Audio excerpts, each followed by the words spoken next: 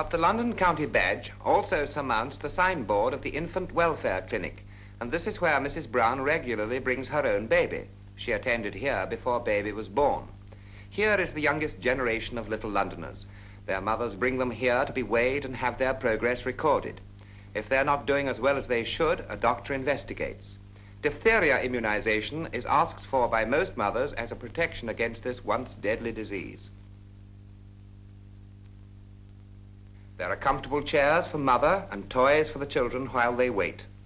There is no institutional atmosphere here. It's more like a club whose amenities are available to any woman who has qualified for membership by adding a new Londoner to the population. The advice, of course, is free, and so is the cod liver oil which mothers receive for their children. Fruit juices and baby foods are sold at specially reduced prices.